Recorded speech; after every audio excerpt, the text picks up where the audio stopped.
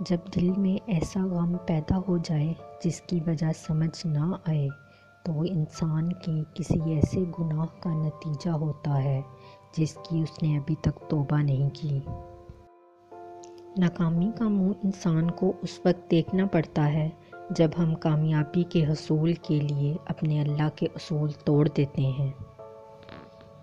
امام جعفر صادق علیہ السلام کے مطابق مومن ہر 40 دن بعد کسی نہ کسی آزمائش میں مبتلا کیا جاتا ہے۔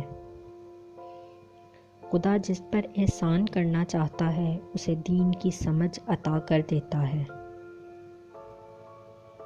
اور خدا جسے تباہ کرنا چاہتا ہے اسے عیش و عشرت میں مبتلا کر دیتا ہے۔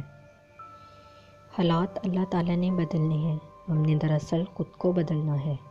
جس دن آپ خود کو بدل لیں گے اس دن حالات بھی بدلنے لگیں گے۔ یہ بات آپ لکھ کر رکھ لیں، گھول کے پی لیں۔ جب تک آپ اپنی کمزوریوں کو نہیں جانیں گے، ان کو دور نہیں کریں گے، کچھ نہیں بدلے گا۔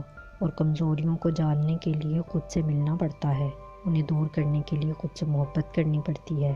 جب تک آپ کو اپنے اندر کے انسان سے محبت نہیں ہوگی، اللہ کی مخلوق سے نہیں ہوگی۔ مخلوق سے محبت نہیں ہوگی تو اللہ سے نہیں ہوگی۔ جب اللہ راضی ہونے لگتا ہے تو بندے کو خود اپنے عیبوں کا پتہ لگنا شروع ہو جاتا ہے، اور یہی اس کی رحمت کی پہلی نشانی ہے۔ اور جب اللہ کسی سے ناراض ہوتا ہے تو اسے اپنے سے غافل کر کے کسی ایسی چیز کی طلب میں لگا دیتا ہے جو اس کی قسمت میں نہیں ہوتی۔ جب رب ناراض ہوتا ہے تو وہ رزق بند نہیں کرتا، بس توبہ کی توفیق چھین لیتا ہے۔